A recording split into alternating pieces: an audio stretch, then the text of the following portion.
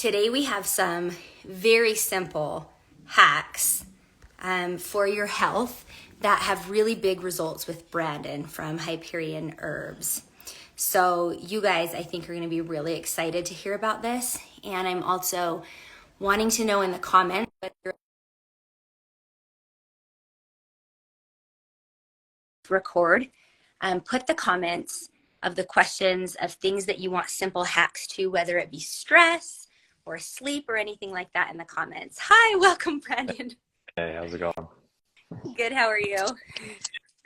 Well, I actually already got the best hack or tip from you just from scheduling this with you, where Brandon was like, I turn off my screen time 3 hours before I go to bed. uh-huh. And I was thinking, I'm gonna do that. I'm gonna do that today as well. Yeah, it definitely So makes this a is the difference. last, yeah, this is like the last moments that we get with you then before you turn your stuff off, yeah? Oh, I mean, you know, just So, here's oh, what? Oh, can you sorry, hear I me was getting okay? a little, yeah, I was getting a little bit of lag. It was breaking up for a second. Oh, yeah, better now. Okay. How can you see me okay, or is it lagging? No, you're good. Okay. Okay, this seems good. So I'm wondering if you'll tell me about that first, about, I know I've heard about the blue light and stuff, but how has Sure. that affected you by turning everything off so early? Yeah, I mean, for me, it's less about blue light and that kind of stuff, and just more so like how you're using your mind and your nervous system.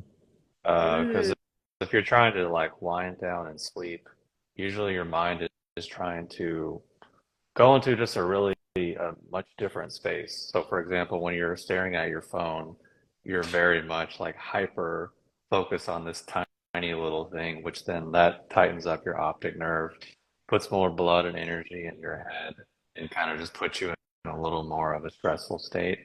It's pretty palpable. I mean, um, when you're actually relaxed and things drain out of your head, like hopefully people can know that sensation.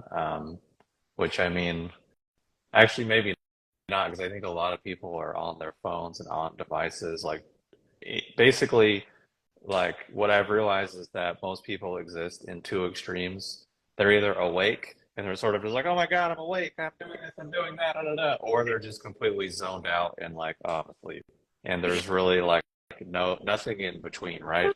yeah. So what I realized, after years of just being addicted to devices and all these things, is that just over time it really made my sleep a lot worse. And I would go to bed at night and my mind would just be turning over and be doing all this stuff because my mind was used to whatever I was doing before, which was, watching a TV show or a movie, which it's like 5 seconds, new scene, 5 seconds, new scene, Yeah. crazy music, new scene. So it's just like doing this to your nervous system, or scrolling on the phone or whatever. And that's just really the opposite vibe, I think, for sleep. But I mean, also just general mental health. I think that's the opposite vibe that we want in our nervous system.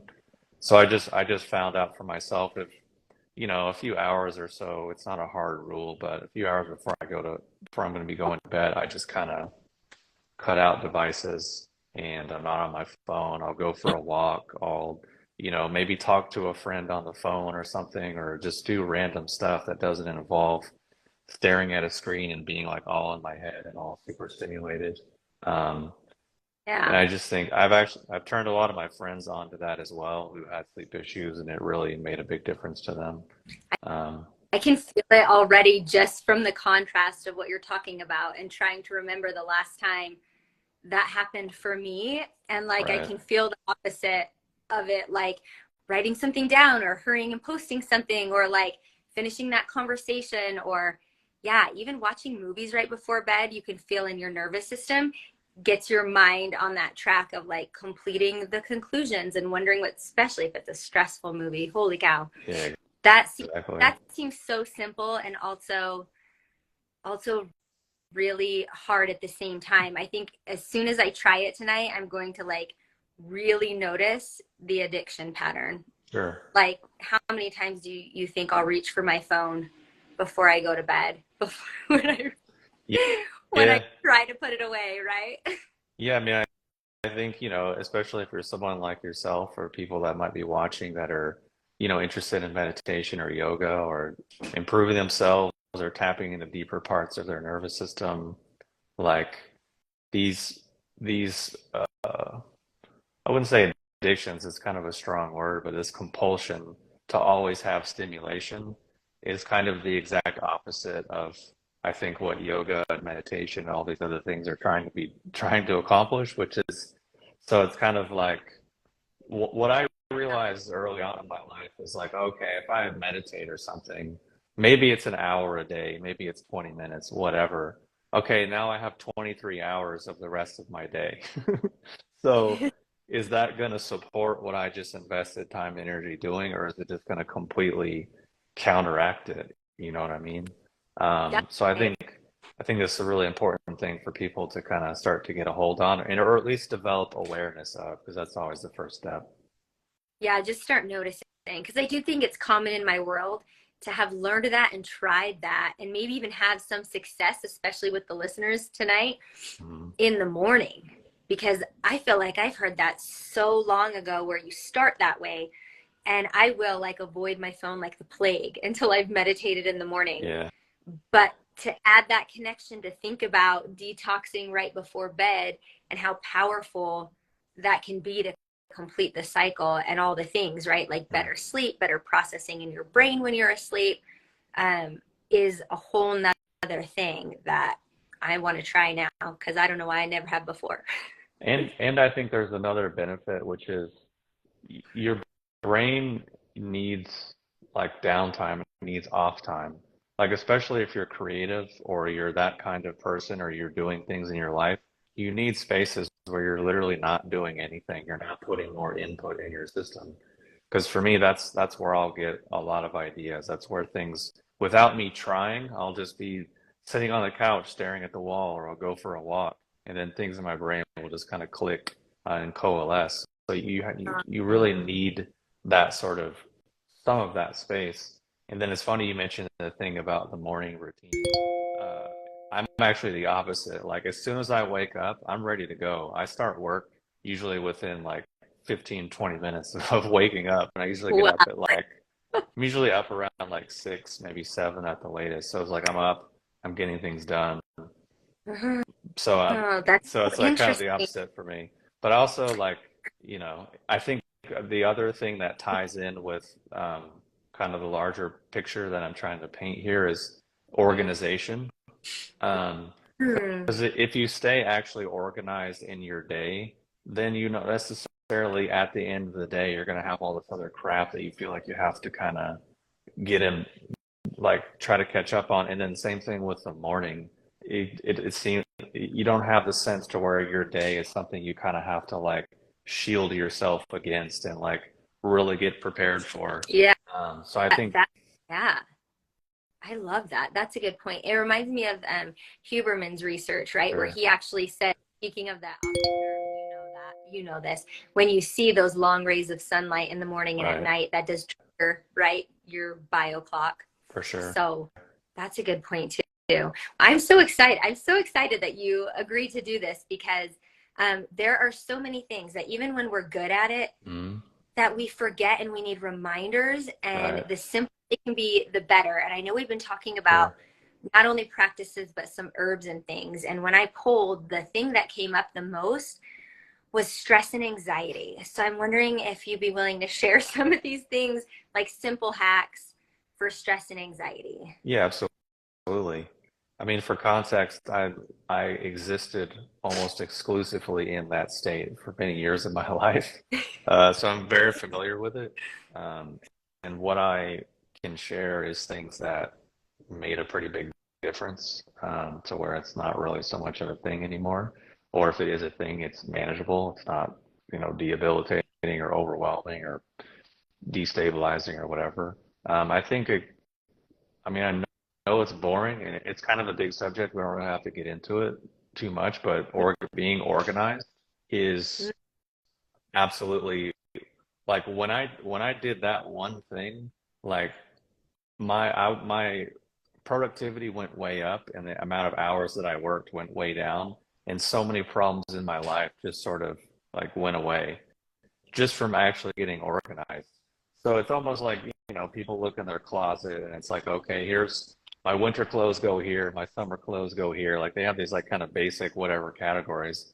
So you just look at your daily life, your daily routine, and what you typically do, and then you just kind of categorize and start putting things in boxes and organizing it so you're not just always pulled in a bunch of different directions. So if you're like, okay, I'm gonna do email, you sit down and do emails. Or, okay, I need to, whatever, run errands. You run your errands around a similar time, roughly speaking, every day. And you just kind of start organizing and categorizing things.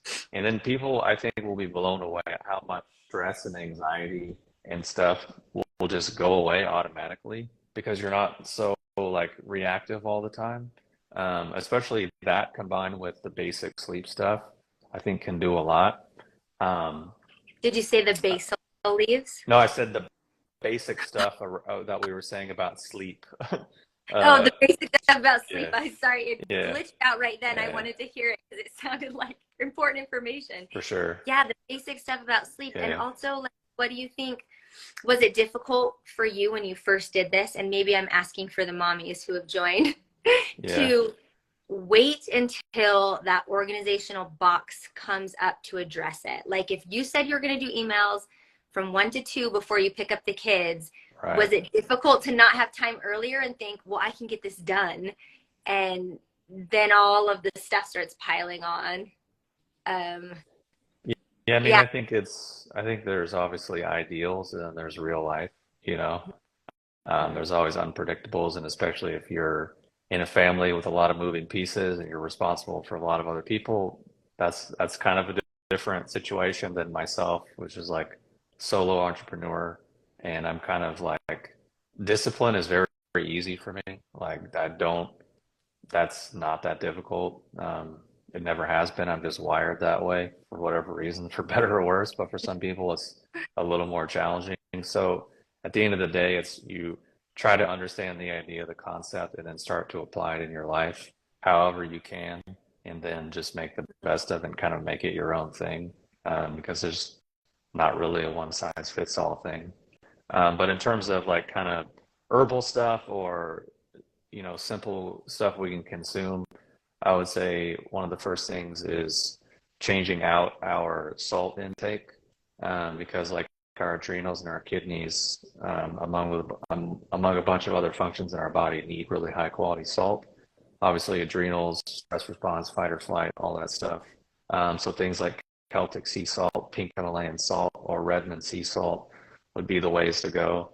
And then any like iodized processed salt, you just kind of want to avoid that as much as possible because it's kind of like, I don't know, the coke basically. Like it's they just isolate out sodium chloride and then remove all the other trace minerals. So of course, when you just take pure sodium chloride, it doesn't have that great of effects on the body. Versus if you actually take sodium chloride with all of the other trace minerals that come in it naturally, it's a completely different thing. Same thing with like sugar, like coconut sugar is not really that bad. Even just like cane sugar a little bit isn't that bad. Fresh sugar cane juice isn't really that bad. But then you isolate it down and refine it down, and then you refine out fructose and glucose and sucrose and all the little things. Now you're basically talking about a drug, and of course, when you take that, the body's like, oh, I don't know what's going on. So definitely, just making that small, simple change with getting a higher quality salt is a great thing. People can also first thing in the morning when they wake up, drink a lot of water. Um, something like this is like a 24-ounce bottle. Like for me, that was one of the first health things that I ever did that made a massive difference. Like keeping so that when I wake up in the morning, I actually feel clear and energized. I'm not all like foggy and out to lunch or whatever. So wake up first thing in the morning hit the water, rehydrate, and you can put a sprinkle of, a high quality salt in that, and that will really help with hydration and kind of waking people up, but also kind of getting things moving in the morning, meaning like flushing out your bowels, flushing out your bladder, and kind of helping you just feel more refreshed. And then you do that over a period of time, your body starts to adapt to that pattern, which is, Mm. I would say, a good thing. Yeah. Definitely. And I love that because what do we normally reach for? It's like the sugary juice or like the coffee or something. And in your mind, is there an hierarchy on that salt? Like is Redmond or Celtic sea salt or pink Himalayan salt, or do any of those have more trace minerals than the others? It's all good. I mean, Okay. sure we could, I'm sure we could take it to like a minute amount and analyze it, but I don't know. There's bigger problems in the world, I think. Okay. I mean, I that's not think it's really, when you go to the store, yeah, you're like, which one do I pick? It's all about the packaging for me. yeah. So I I have think, pink Himalayan salt, and I was wondering if I'm good. Like I'm good yes, with that. for sure. Yeah. I mean, basically, as long as you're doing your best to avoid the iodized, like highly refined processed stuff, like it's all good. Don't spend too much mental energy on it. Um, I love that one. Okay, so what about, because I feel like you're right with even just attempting one or two of these things, you feel a difference pretty quickly. But the fatigue is something that is difficult, I think, for a lot of people to rid themselves of as the right, whole day goes on. right. So I want to talk about that one. Yeah, I think we talked about it a little bit, but I think holy basil, or Tulsi, as it's Mm. called, is a really cheap, easy thing that people can access. Anyone can go to Whole Foods or whatever local health food store, and they'll have it in tea bags. It's like $5 a box. Boom, Mm. you can just start drinking that a few times a day. Yeah, and you Rewire. don't get like the caffeine rush from it either. When I was drinking No, it, I didn't feel like immediately awake, but maybe more like a sustainable, like I don't have to take a nap. I can keep going. yeah, I mean it lowers your cortisol. So, Mm. because my thing is like I recommend people relaxing and de-stressing as the best way to have more energy. Because I mean, yeah, I could tell you 25 different herbs and supplements you could take that will give you a high, they'll give you a boost, they'll give you some stimulation. But the reality is eventually they will stop working. Eventually you'll adapt to it. Eventually you'll still be in the same situation.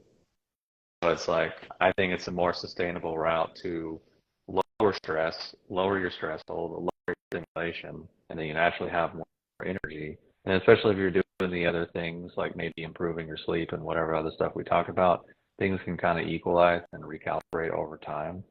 Um, because I think also too, what a lot of people associate as having energy is literally being stressed. That's what I was saying earlier. Like people exist on like two extremes. I'm either really tired and I need to sleep, or I'm awake and I'm energized and I'm ready to perform. It's like that's just two extremes of your nervous system, and that's not a great way to live. It's not very sustainable. It's going to create probably disease and inflammation over the long term. So if we can kind of work our way and try to find something more in the middle, um, to where we just kind of feel calm and okay, then that's obviously the sweet spot.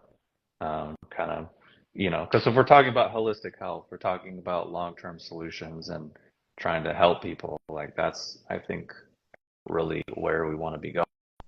Yeah, for the most hours in the day, the regulated nervous system. And if you have to spike or you have to rest, that's okay. But the Sure. majority should be a regulated state, which I want that. I don't think there's anybody on here that would hear that and say, no, actually, I need to, well, maybe I need to hyper perform at this level for 12 hours a day. And then, Sure. but you are going to get long term effects. And I don't think there's anybody on here that didn't identify with you when you said you spent a lot of time in that For sure. space. I think we all have done that in our lives, and maybe it was justifiable, but also what is the best hack for adrenal fatigue? Because it's really difficult, I think, to come back from that. And maybe it is that slow, gradual path, but I wonder if you have any Yes. tips on that. I mean, to be, yeah, I think everything I've said so far is like kind of I mean, I know it's not like put a patch on it and it's Right. better, but adrenal fatigue is not something like that.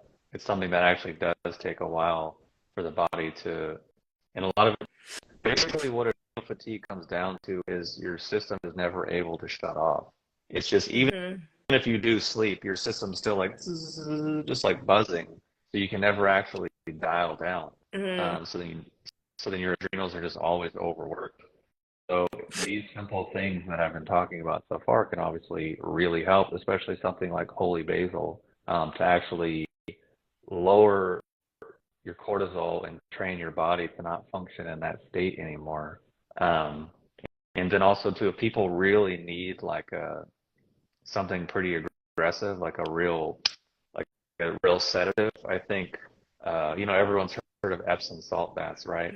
But I think from what I've seen, basically everyone that I've ever met has been not doing it correctly, in my opinion. They're like, "Oh, I took a salt bath. I put a cup in there." I'm just like, Yeah. "Oh, okay." It's like, have you tried an entire bag or like two bags or three bags? Try that. Okay. Okay. Um, So you're obviously, like like, floating in there. You're like, well, I you mean, basically yeah, want to be like floating in there. if you can, yeah.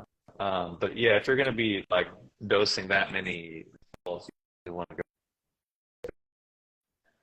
But also Epsom salts are cheap. You get a huge bulk bag on them for like for very little. You're potent it's for like a couple bucks, if even that. I don't even remember. Which is funny to me, just as a caveat. I say things like use one or two bags of salt, and people are like, "Oh my God, that sounds crazy." But yet people will go out and drop like $15 on a glass of wine, or like the most trivial sort of least long-term beneficial things people will not even blink an eye for spending money on. But then when it comes to making a slight modicum trivial investment or adjustment to their health, they're like, "Oh, I don't know, that sounds extreme." It's like, "Oh, okay." So True. I'm just I can saying, validate that. yeah, I'm just saying that's something I have seen a lot from working with people in the health field for I don't know 20 years or whatever, and seeing it in myself. Um, People are happy to go to extremes to maintain their level of dysfunction and stress, but they're not willing to like go to any type of effort or extreme to sort of go where they say they want to go, which is like more health, more balance, more whatever.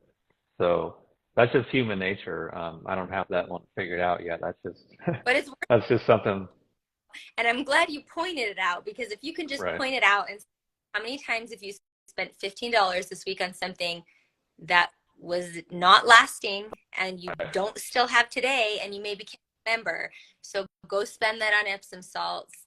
And I'm glad you also validated that because every time I Sure. take a bath yoga and my muscles are really sore, I want to put that whole bag in there. And and I don't know why. And when, I soak my horse's ankles when they're sore, you put the Uh, whole bag in there for and then sure. their hoof goes in the butt.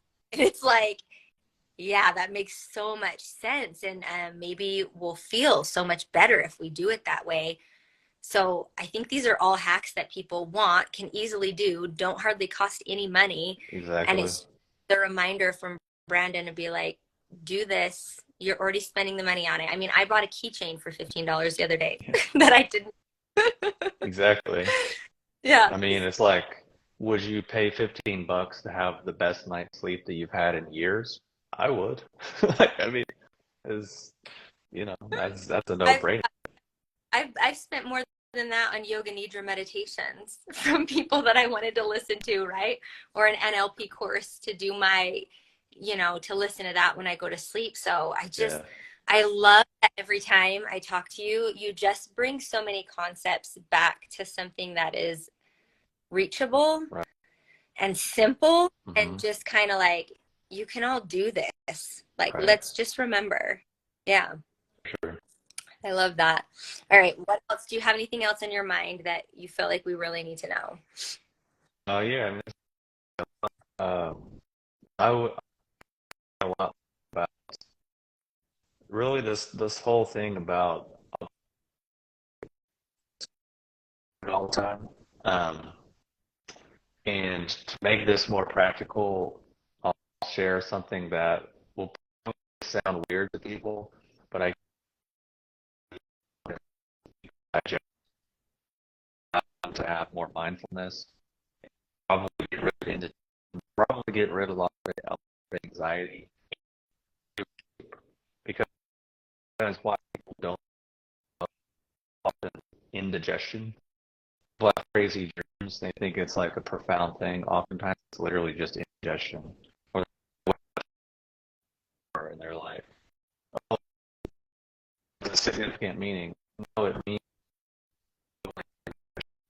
like so it comes back to like these really simple things. Um, and I'm seeing in the chat that I'm buffering or something. Yeah, I was seeing if it was coming through on them because I was hearing it, the simpleness about the mindfulness for the anxiety and the things like that. And I wonder if you'd be Yeah, willing to yeah, I can repeat. repeat it for I think sure. Yeah. yeah, Um, you're clear to me. yeah, that's weird. I'm not sure exactly why, because my Wi-Fi is quite good, but Instagram just sucks for me lately. Like when I initially tried to get on, Yeah. it was just like can't refresh feed, and I'm like, dude. Um, so whatever. Technology gods just are picky. And I feel like we'll do this again with Brendan. Oh, they're saying it's clear now. And Yeah, I love it so much to for just sure. do Yeah, I like, could do. or I visit Oregon all the time. We should just sit down and have a podcast Yeah, because you have definitely. subjects too. Yeah, so I can definitely repeat that whole thing. It's no problem. Okay.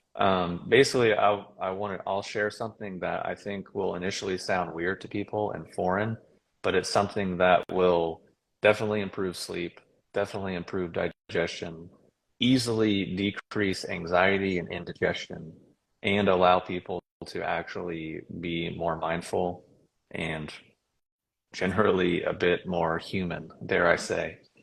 Um, and it ties back to what I was saying earlier about our compulsion to be constantly stimulated, right?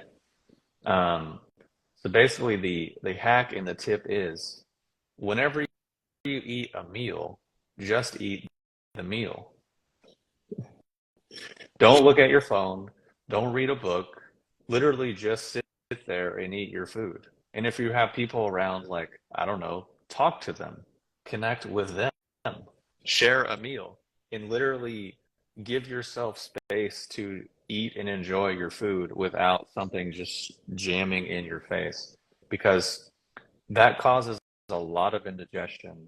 That messes with people's whole system. Because basically, just on a simple mechanical level, I mean, we all know the extreme of this. You eat a really big meal and you feel sleepy. Typically, that's because the blood left your head and went to your gut. So when you're really mentally stimulated and looking at something and being visually stimulated, that means the blood's up here. And let's say you live the vast majority of your life up here, that means there's less blood down here in your gut. Oh, you have anxiety. Oh, you have indigestion. Oh, you have food allergies. Oh, you have autoimmune conditions. Oh, you have insomnia. Hmm, might it be related? Because a lot of times the underlying cause of a lot of those issues is literally just indigestion. Like insomnia, people waking up in the middle of the night, people having crazy dreams, indigestion. People having anxiety, it's literally just indigestion. Like the amount of nerves and the innervation in our gut and how that affects our neurology, it's so much more simple and mechanical and physiological than people think. And just making that one change alone, I can almost guarantee for a lot of people will massively improve so many other things throughout the course of their life. And especially if you're like a yoga person or a meditation person or someone who's interested in mindfulness, why in the world would you waste your life eating food while just staring at whatever screen or being stimulated or whatever? You're disrespecting the person that grew it, the person that prepared it. You're disrespecting the planet and the whole system that produced this nourishment for your body. You're like, nah, I got more important things to do. And you're just shoveling this thing in like some kind of animal. Like, yeah, literally all outside distractions. Like, just literally eat food. That's it. Just do that. and then give yourself space after to just kind of like chill and just sit there like a human who just ate food.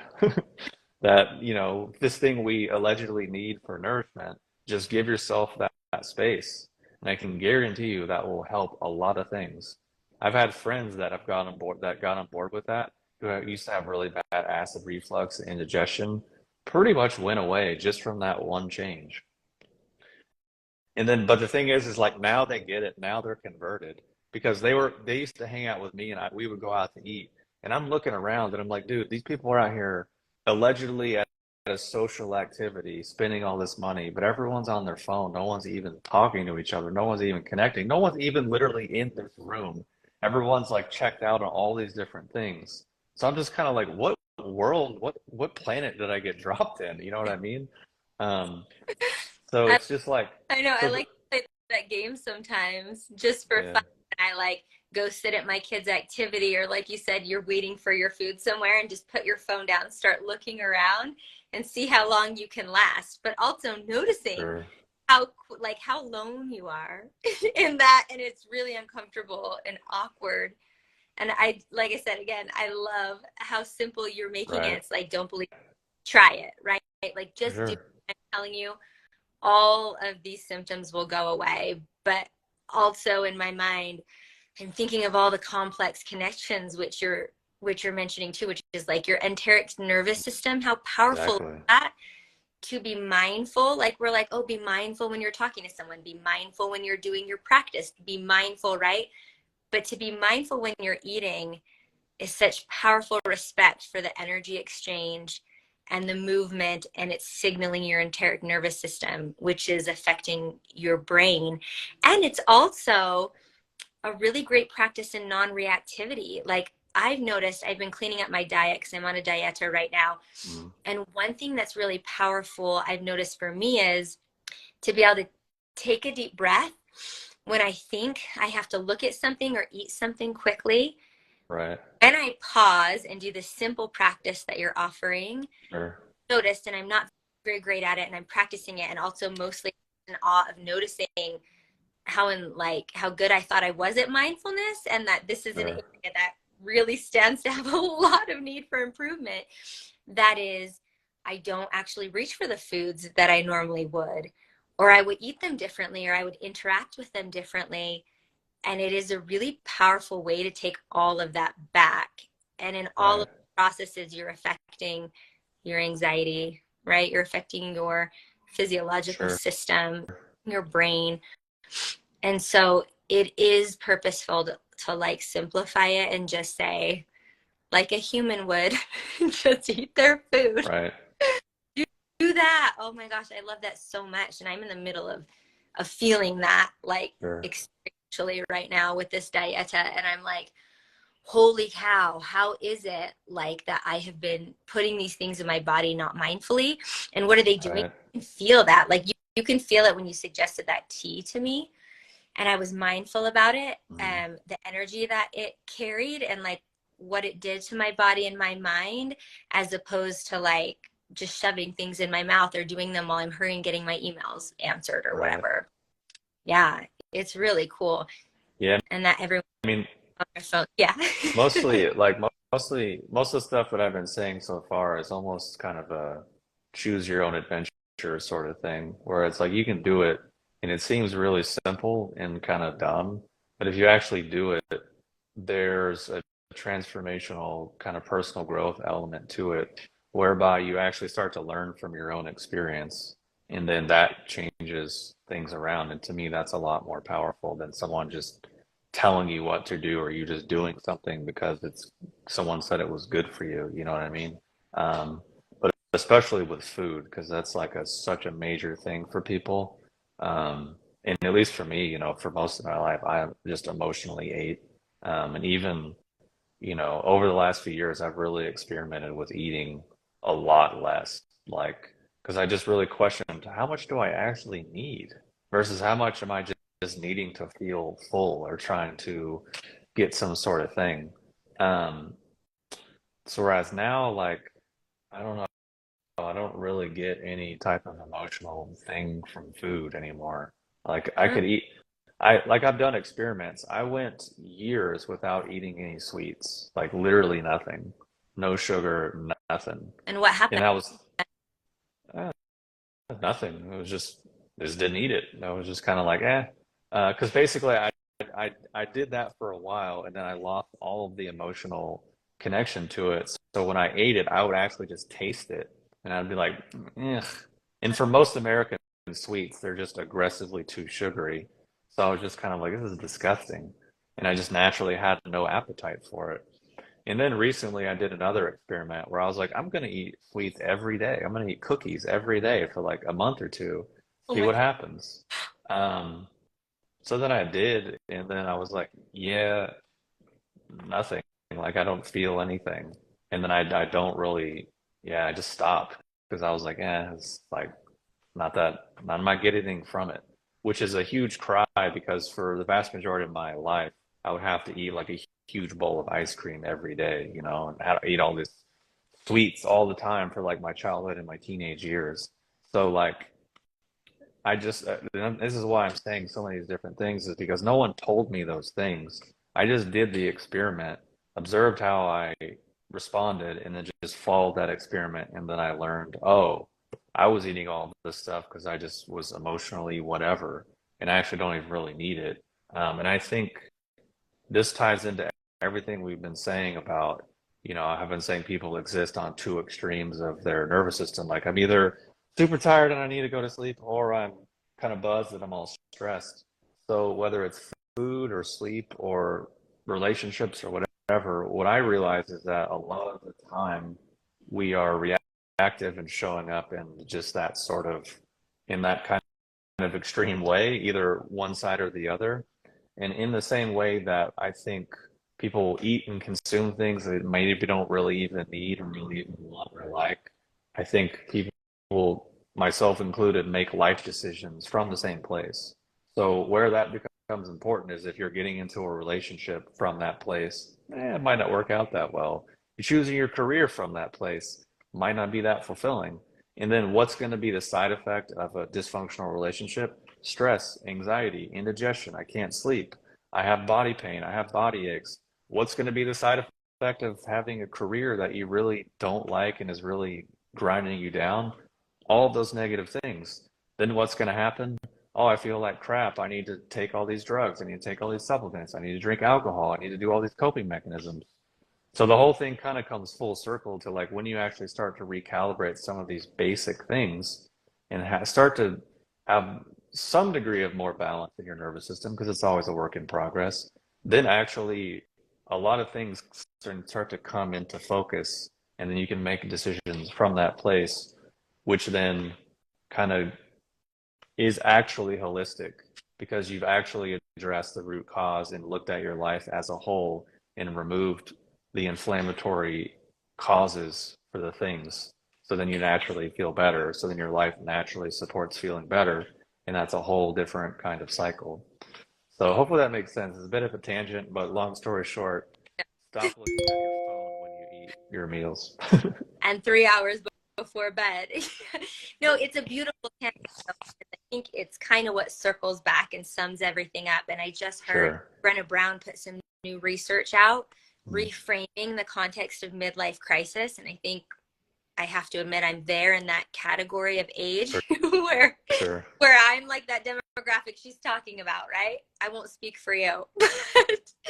But she was saying that it's the repairage of some of these things and realizing some of this and like I mean she's talking more emotional terms of taking off the armor, Yeah. but with what you're talking about, how many times do you see people experience that? We're not just talking about on the physical level, but what you said is it is affecting the underlying emotional level and dysfunction in relationships and relationship to work and stuff. And so even when you start doing this at any point in life, how many Mhm. times do you see people maybe do need to change a career path or a relationship status, right? Or how they're relating to different relationships in their life.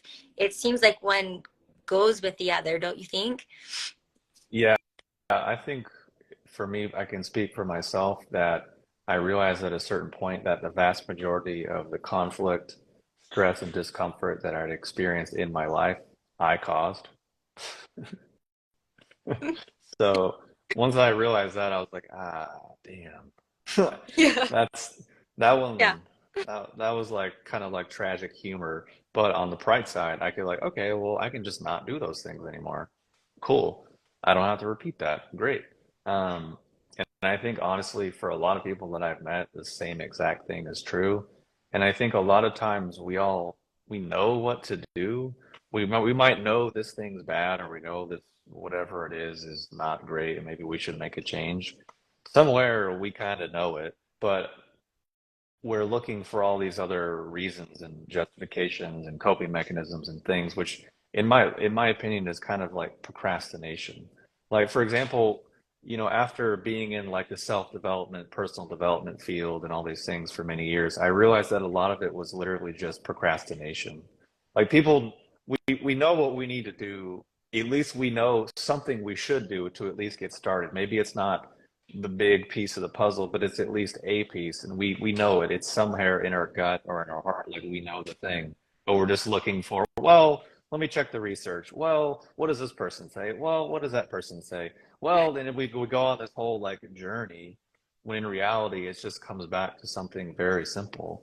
Um, a lot of it just comes back to like removing these inflammatory markers from our life, whether it's, how we're showing up in a relationship, how we're responding to a situation or that person or the job or whatever that is. I mean, that's for each person to kind of, decide for themselves, of course.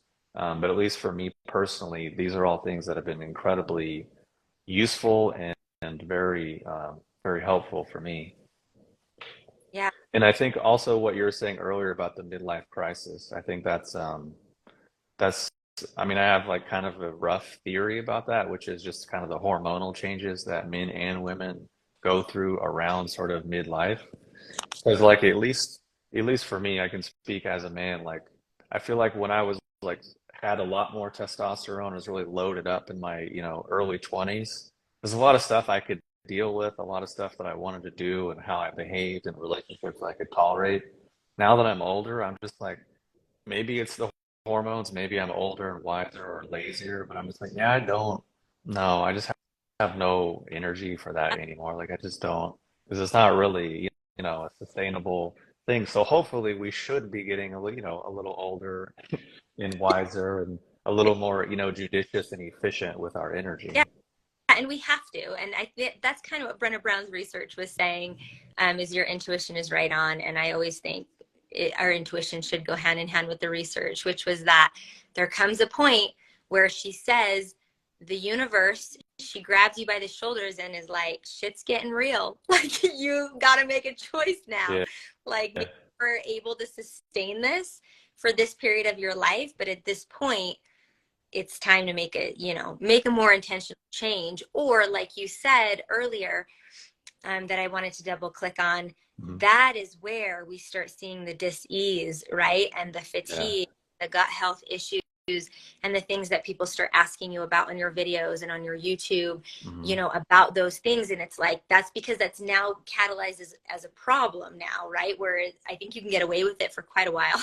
Yeah. so, so the memory for it to just be so very simple, to just take a minute, take an Epsom salt bath, drink the Tulsi tea, like detoxify yourself from the screen time, organize. I love this bit you've been talking about and keep circling back to about organizing your time in your life is a way to be intentional and mindful about the tasks you're going to participate in. And it feels so good. Like it's very simple and appropriate advice, and also kind of astounding how much we can't do it. Like you just say, we're procrastinating or we're just Yeah. waiting for the pain high enough to say, I really am going to put my phone down. I mean, that's kind of what I was waiting for too when you suggested this um, connection be at this time because you're going to put Uh, your phone for this. I was like, oh, I need to do that. I've said that 100 times, but yeah, I really appreciate your time, and I really for sure. appreciate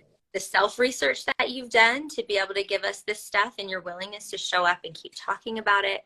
in truth and in simplicity for us is so powerful. It's like my favorite conversations to have. And I'm wondering if there's any last things on your heart, like just tips or like sharings that you feel like we should have. Yeah, I think there's a concept where if you organize your life, it kind of helps to organize your mind. Like Mm, those things go hand in hand. So if you're trying to meditate or be mindful or do all these other things, and your external world is cluttered and disorganized and chaotic, just forget it.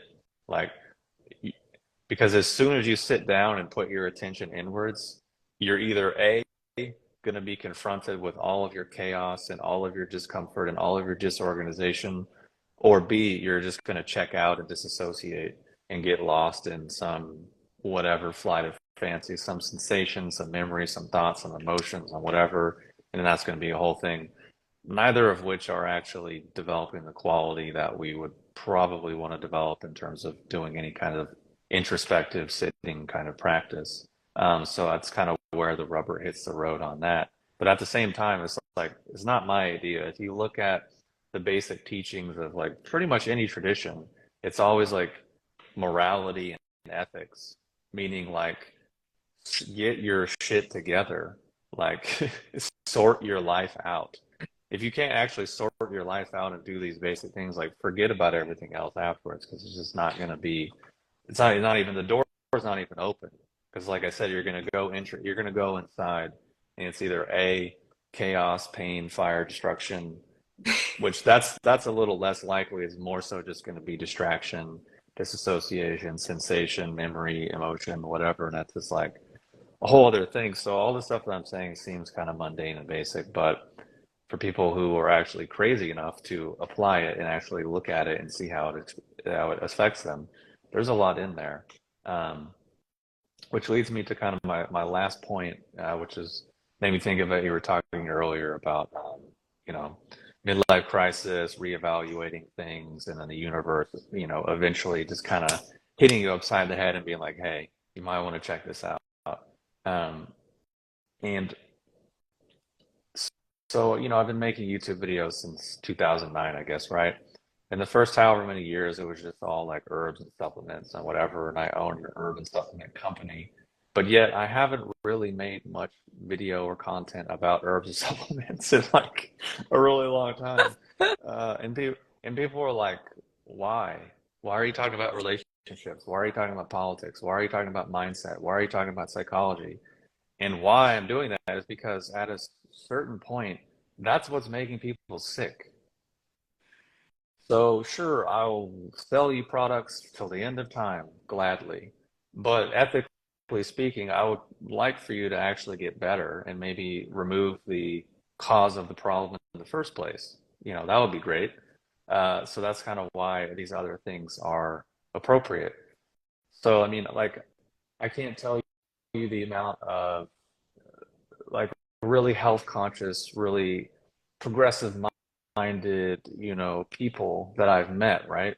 That are like, when it comes to politics, extremely angry, extremely reactive, highly like opinionated, and like just have this really sharp, aggressive kind of mindset.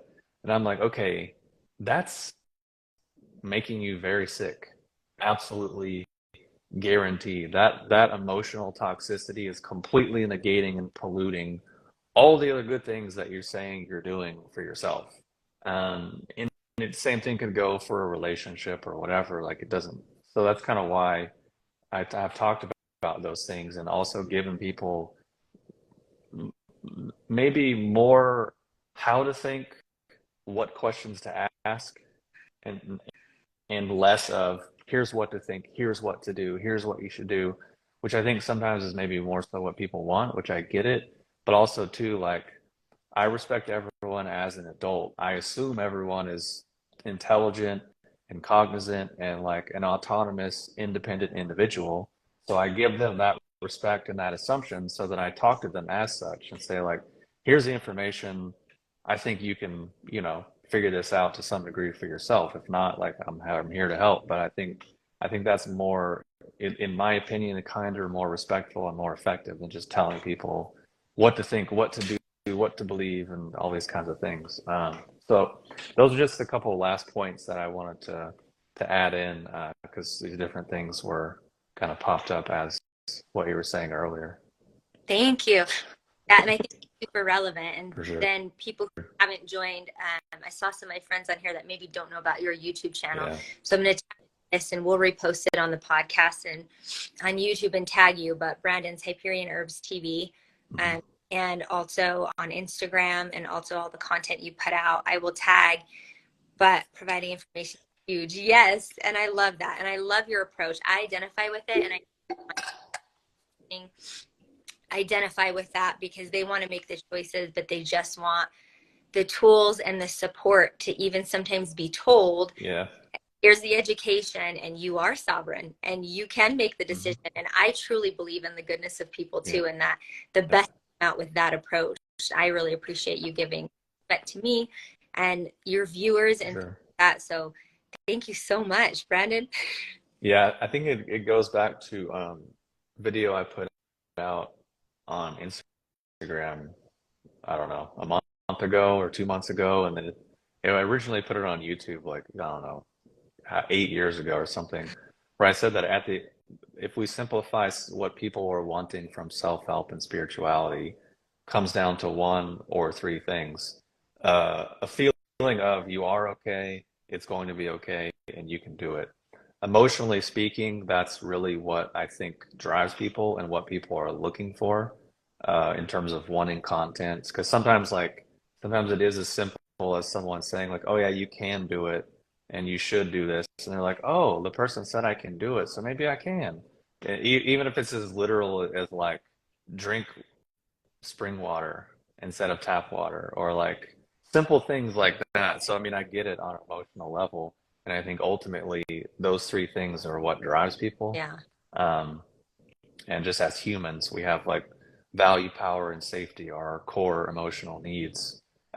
So yeah, hopefully people can walk away from this, realizing that they can do it. I've been through a ton of terrible things and I'm still here. I know people have been through worse and they're in even better places. So all the stuff that I've said is absolutely within the realm of possibility and is absolutely something anyone can do. So I would encourage anyone listening to absolutely, pick one or two of these things and just try it and do it. And that's the best thing you can do is pick one thing and do it and then start there. Awesome. Well, thank you for that. All right, we're going off of our time. I'm going Cool. to edit this and post it now, and then we're going to go off of our electronics. And I encourage you guys to do that too, especially if you're on Eastern Mountain or Pacific time. We're already past the limit, right? I mean, use your own common sense. Yeah, Don't be a maniac about it, but just try it out. Give yourself an experiment and see how your body feels. I love that. Well, till next time, I'll see you. Thank you so much again. All right, sounds great. Thanks so much. Bye. Bye.